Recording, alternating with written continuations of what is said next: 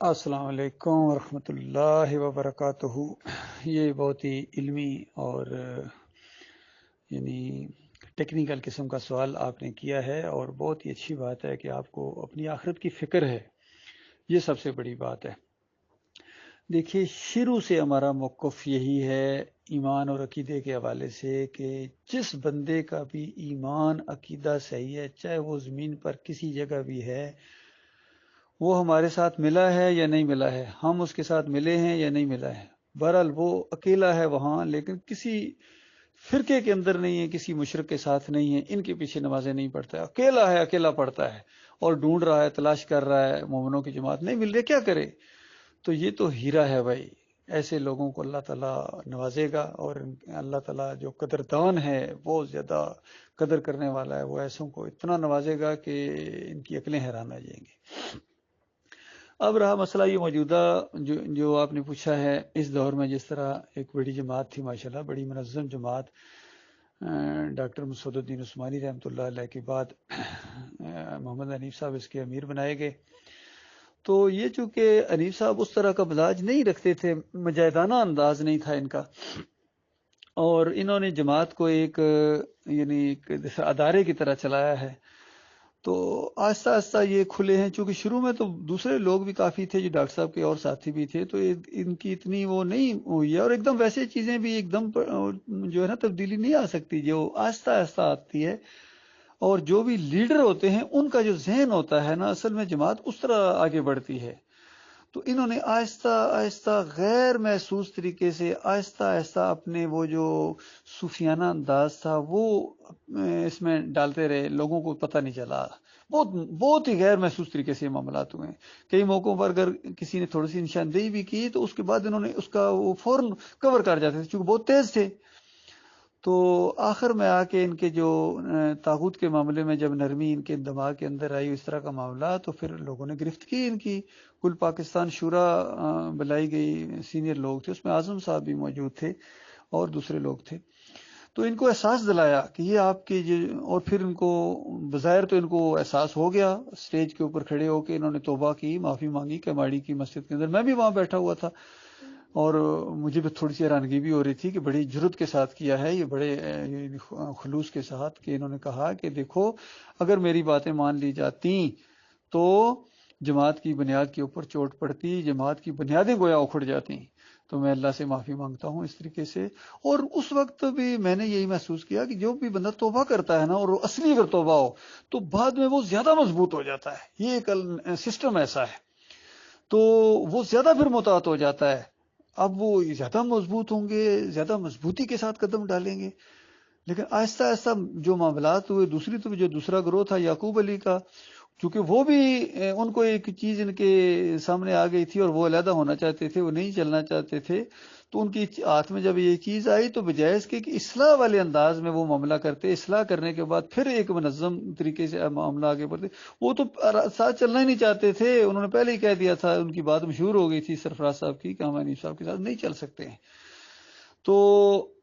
وہ علیحدہ ہو گئے، پھر آپس میں ایک دوسرے کے اوپر انہوں نے فتوے لگائے، پھر یہ بھی جھگڑا تھا کہ کس نے پہلے لگایا۔ پہلے اور بعد میں کیا بات ہے؟ جب کسی کے عقیدے اور نظریے کے اندر خرابی ہے تو کہو ہاں میں نے لگایا ہے، یہ ضرورت ہونی چاہیے بندے، ہاں میں نے لگایا ہے۔ جس طرح ہم لوگوں نے اب محمد حنیف کے اوپر جب فتویٰ لگایا تو پوری ٹھوک بجا کے لگایا ہے، اور بالکل ان کے اوپر بنتا ہے یہ فتویٰ، اور جو یہ فتویٰ ان کے اوپر نہیں لگاتا ہے، سب کچھ باتیں سامنے آنے کے بعد اس کے اندر ایمان کی رمق تک باقی نہیں، وہ طاغوت کا پجاری ہے۔ تو یہ اس انداز سے معاملہ آیا ہے، کیونکہ جو کافر کو کافر نہ کہے وہ بھی کافر ہوتا ہے۔ اس طرح ڈاکٹر عثمانی نے فتوے لگائے تھے، اور یہ مسلک پرست کچھ حیران ہو گئے تھے کہ یہ کیا بات ہوئی بھائی، کیسے فتویٰ کہ جن کو کافر نہ کہے، یہ کہاں سے آپ لے کے آ گئے؟ تو ڈاکٹر عثمانی صاحب نے ابن تیمیہ کا وہ قول لائے تھے کہ اچھا اگر تم نے نہیں معلوم ہے کہ فتویٰ کس طرح لگایا جاتا ہے، تو ابن تیمیہ بھی چونکہ فتوے کی زد میں تھے، ان کے شرک بھی ثابت تھا، تو اس کا وہ لائے ہیں کہ دیکھو یہ جو مردہ قبروں میں زندہ ہیں، یہ ہیں وہ ہیں، تو جو ان سے مانگے گا، یعنی زندہ تو ہیں لیکن جو اس سے مانگے گا وہ کافر ہے، چاہے کوئی خلیفہ راشد ہی کیوں نہ ہو، اور جو اس کو بھی کافر نہ کہے گا وہ کافر ہے۔ تو ڈاکٹر صاحب نے کہا کچھ معلوم ہے کہ فتویٰ کس طرح لگایا جاتا ہے؟ کہ آج اگر میں نے اس طرح فتویٰ لگایا کہ یہ سارے صوفیہ اور سارے جتنے گزرے ہیں کابرین، احمد بن حنبل، ابن تیمیہ، ابن قیم، ابن حجر اسقلانی، امام نووی اور یہ اعلیٰ حضرت اور ابو العلا، یہ سارے کے سارے جن کا شرک ثابت ہے، تو ان کو یہ نہیں ہے کہ صرف کافر کہنا ہے، جو کافر نہ کہنے والے کو بھی کافر نہیں سمجھتا ہے وہ بھی شرک کے زد میں آئے گا، وہ بھی اس فتوے کے زد میں آئے گا۔ تو اس انداز سے یہ معاملہ ہے۔ اب آپ تحقیق کریں، اور ماشاءاللہ تحقیق تو آپ نے کر لی ہے، صرف ملاقات، چونکہ آپ ذرا دور بیٹھے ہوئے ہیں، کوئی بات نہیں، ان لوگوں کے بیان آپ کے سامنے آ گئے ہیں۔ محمد حنیف صاحب کے پوری ان کی آواز موجود ہے، وہ کہتے ہیں کہ یہ سجدہ تعظیمی ہے، یہ اللہ کا حکم ہے اور یہ اللہ کی رضا کے مطابق ہوا ہے۔ پھر یہ کہتے ہیں اللہ تعالیٰ نے اپنی ایک صفت عیسیٰ علیہ السلام کو دے دی، پھر کہتے ہیں اللہ تعالیٰ جب چاہے اپنی جو صفت جس کو دے دے۔ تو یہ ساری باتیں آپ کے سامنے ہیں۔ اور پھر جو مخلص مومن ہیں ان کے ساتھ یہ سختی کرتے ہیں، مسجدوں سے نکالتے ہیں، حتیٰ کہ انہوں نے ایک ایسی مسجد جہاں قریب کوئی مخلص مومن نہیں تھا، ڈاکٹر عثمانی رحمۃ اللہ علیہ کا ساتھی نہیں تھا، وہ مسجد بیچنے کے لیے تیار ہو گئے تھے، انہوں نے ہمیں ریٹ لگایا تھا کہ آپ یہ مسجد خرید لو، یہ تک ہو گیا۔ پھر 6 مہینے اس میں تالا لگائے رکھا کہ کوئی وہاں قریبی جو لوگ ہیں سارے اللہ کے سجدے کے قائل ہیں، اللہ کے سجدے والے اذان دے آ کے اللہ کے سجدے اندازہ لگاؤ، اس کی مت ماری کہ یہ اس کے حصے میں آیا عمل، کتنا ذلت والا عمل ہے کہ اس نے مسجد کو بند کیا ہے، کہ کیونکہ یہاں اللہ اکبر کہنے والے آ جاتے ہیں، اور یوسف علیہ السلام کو سجدے والا جب آئے گا تو پھر مسجد کھولیں گے۔ 6 مہینے اس نے مسجد بند رکھی ہے، ٹیکسلا والی۔ یہ حال ہے ان کا۔ تو یہ معاملہ ہے۔ باقی جب تک آپ کی یہ ان سے کوئی ملاقات نہیں ہوتی ہے، آپ اکیلے ہیں، بالکل اللہ آپ کے اس ایمان کو ضائع نہیں کرے گا، اور بالکل صحیح طریقہ ہے۔ باقی آپ فکر نہ کریں، کوئی ساتھی فکر نہ کرے، اللہ کے فضل و کرم سے ہم مضبوط بنیادوں کے اوپر دوبارہ قائم ہو گئے ہیں، اور انشاءاللہ محمد حنیف کی جماعت سے یہ جو جماعت ہے مخلص مومنوں کی، یہ اس سے ہزاروں گنا زیادہ مضبوط ہوگی انشاءاللہ، اور اس کی بنیادیں بہت مضبوط ہیں۔ اور اب انشاءاللہ شیطان کا وار جو ہے اس کے اوپر الٹ دیا گیا ہے، شیطان ابلیس کے اوپر، اور یہ چیخ اٹھا ہے۔ اب آسانی سے ہمارے ساتھی اس کے باتوں میں آنے والے نہیں ہیں، پہچان جاتے ہیں، فوراً پہچان جاتے ہیں۔ لہذا ہماری جماعت جو خالص اللہ کی جماعت ہے، ہم ڈاکٹر عثمانی رحمۃ اللہ علیہ کے ساتھی ہیں، اور بالکل ان کے ہم عقیدہ ہیں، ہم موقف ہیں، بال برابر بھی ہمارے اندر کوئی تبدیلی نہیں آئی ہے، کمی نہیں ہے، ہمارے ایمان میں اضافہ بہت زیادہ ہوا ہے۔ ہم نے اپنی آنکھوں کے سامنے اس محمد حنیف کی شکل میں طاغوت بنتے دیکھا ہے، اور اس کی جماعت کی شکل میں ایک مسلک اور ایک فرقہ بنتے دیکھا ہے۔ تو لہٰذا ہم نے کوئی وہ کام نہیں کرنا ہے جو محمد حنیف نے کیا، یاد رکھیے، جو کوئی کام ہم نے ایسا نہیں کرنا ہے۔ اور جس طرح کسی عقل مند سے پوچھا گیا کہ آپ نے یہ عقل مندی کہاں سے سیکھی بھائی، اس نے کہا بیوقوفوں سے۔ بیوقوفوں سے عقل مندی سیکھی، یہ کیسے؟ اس نے کہا بیوقوفوں کے اندر جو چیز مجھے نظر آئی تھی میں نے وہ چھوڑ دی، بس، تو یہ باقی ساری عقل مندیاں رہ گئی۔ تو ان بیوقوفوں نے، ان نمک حرام غداروں نے، انہوں نے بہت بڑی غداری کی ہے، یقین کیجیے، بالکل غداری کی ہے۔ جس طرح عمران خان ان چوروں ڈاکوؤں کو آڑے ہاتھوں لیتا ہے نا، اس سے لاکھوں گنا زیادہ ہم نے ان کو آڑے ہاتھوں لینا، کیونکہ ان کا جرم ان دنیاوی چوروں ڈاکوؤں سے لاکھوں کروڑوں خربوں گنا بڑا جرم ہے۔ انہوں نے ایمان کے اندر ڈاکہ ڈالا ہے دن دیہڑے روشنی میں، اور ڈنڈے کے زور سے اس عقیدے کو منوانے کی کوشش کی، اور اس میں کامیاب ہو گیا ہے، اندازہ لگائی۔ اس سے پتہ چلا کہ پیچھے چلنے والے سارے تقریباً جن کو یعنی یہ جو مولوی ٹائپ ہیں، یہ سارے ہیں ہی ایسے، باقی دوسرے لوگ اس میں بڑے بڑے اچھے لوگ بھی موجود ہیں۔ جس طرح ابھی دیکھیں ہمارے یہ فضل حق صاحب ہیں، ان کو ابھی پتہ چلا ہے، ابھی یہ یعنی 3-4 مہینے پہلے، ابھی لوگوں کو پتہ ہی نہیں ہے، وہ مخلص لوگ ہیں، جیسا ان کو پتہ چلتا ہے وہ لات مار کے اس کے منہ کے اوپر آتے ہیں، اس مرکزی شورا اور محمد حنیف کے اوپر، کہ ہم تو اللہ کے ماننے والے ہیں، کیا ہم اللہ کی بات کو پیچھے کر دیں اور محمد حنیف کی بات کو آگے کر دیں؟ اور کیا تمہیں اس طرح ہم پوجیں، اللہ کے مقابلے میں ہم کھڑا کر دیں؟ جماعت اس لیے بنائی گئی تھی، امیر اس لیے بنایا گیا تھا کہ اللہ کا مقابلہ کریں گے تمہارے ذریعے؟ ہرگز نہیں، ہم تمہاری بات مانتے، بالکل تمہارا عقیدہ مشرکانہ ہے، اور تم جماعت کے امیر نہیں ہو، اور امیر کیا پیچھے چلنے کے بھی لائق نہیں ہو جب تک سچی توبہ نہ کرو۔ اللہ تعالیٰ غور و فکر کرنے کی توفیق عطا فرمائے۔ ماشاءاللہ ہمارے ساتھی مطمئن رہے ہیں، ہم بہت ہی مضبوط بنیادوں کے اوپر اٹھے ہیں الحمدللہ،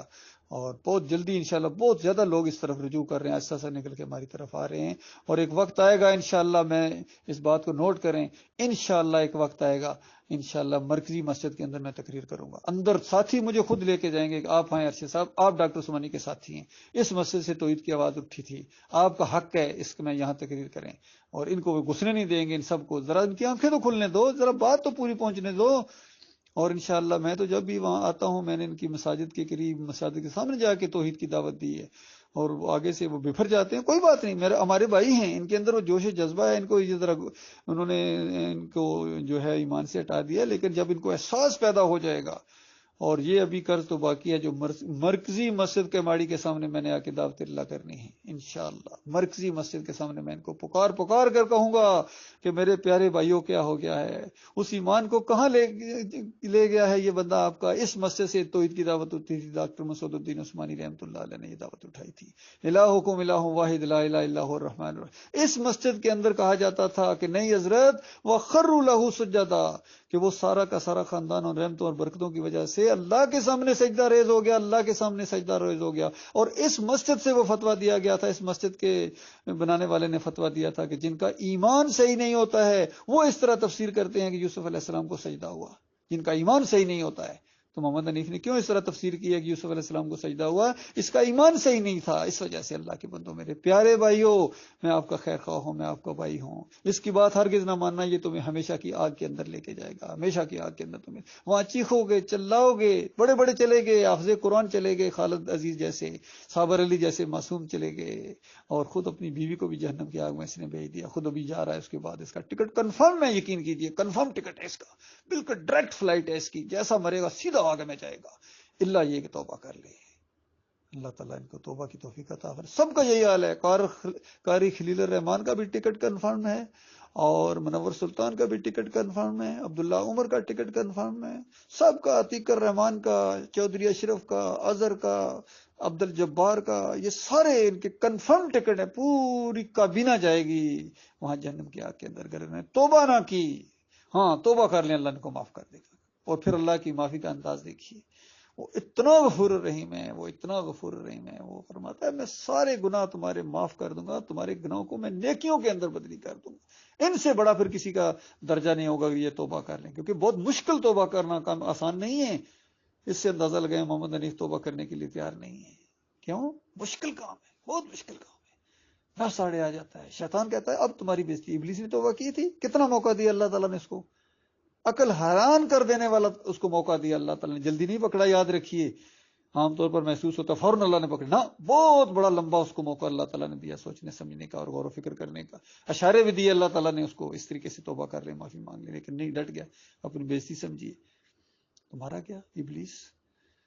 اور آدم علیہ السلام فوراً توبہ کیے، یہ دو کردار ہیں۔ آج اگر میرے پیارے بھائیوں سچی توبہ کرو گے تو آپ آدمیت کے راستے کے اوپر ہیں، آپ جو ہیں آدم علیہ السلام کے پھر راستے کے اوپر ہوں گے۔ آدم علیہ السلام نے جس انداز سے توبہ استغفار کی تھی، اور اگر آپ نے توبہ نہ کی، ڈٹ گئے، تو پھر ابلیس کے راستے کے اوپر ہوں گے، ہمیشہ ہمیشہ تمہیں ابلیس کے ساتھ وہاں رہنا پڑے گا، وہ لانتے بھیجے گا، وہ کہے گا بے ایمانو میرا تمہارے اوپر کوئی زور تھا، میں نے تو ہلکا سا اشارہ دیا تھا، تم دوڑ پڑے تھے ادھر، حالانکہ تفسیر صحیح موجود تھی، ڈاکٹر عثمانی تفسیر بھی کر کے گئے تھے، تم نے وہ بات نہیں مانی، ڈاکٹر عثمانی پر تم نے اعتماد نہ کیا، تم نے ابن کثیر پر اعتماد کر لیا، سعودیوں پر اعتماد کر لیا، ڈاکٹر اسرار پر، مودودی پر اعتماد کر لیا محمد حنیف صاحب نے، لیکن ڈاکٹر عثمانی رحمۃ اللہ علیہ کے اوپر اعتماد نہیں کیا ہے۔ لہٰذا یہ دونوں چیزیں ہمارے سامنے آئی ہیں، ہم نے ڈاکٹر عثمانی رحمۃ اللہ علیہ کی تفسیر پر اعتماد کیا کہ وہ دل کو لگتی ہے، یہ نہیں کہ صرف وہ ڈاکٹر عثمانی رحمۃ اللہ نے کی ہے، اس وجہ سے کہ ہمارے اپنے دل کی آواز ہے۔ اور یہ جتنے کلپ آئے ہیں، کتنی چیزیں یہ کئی چیزیں بعد میں آئی ہیں، بالکل وہ جو سجدہ تعظیمی کا شرک میں نے لکھا ہے، کتنی باتیں اس کے اندر ایسی ہیں جو ہمارا اپنا، یعنی اللہ نے جو فہم و فراست دیا اس کے مطابق، اور بعد میں ڈاکٹر صاحب کی جو تقریریں ہیں وہ بالکل وہی تھی۔ مجھے اتنا زیادہ خوشی، میں کہ یا اللہ تیرا لاکھ لاکھ شکر ہے، تیرا لاکھ لاکھ شکر ہے، میرے دل کا تو نے اور مضبوطی عطا فرمائی ہے، اور دلائل جب سامنے آئے ہیں۔ اللہ تعالیٰ سب بھائیوں کا دل اسی طرح کھول دے ہوئے۔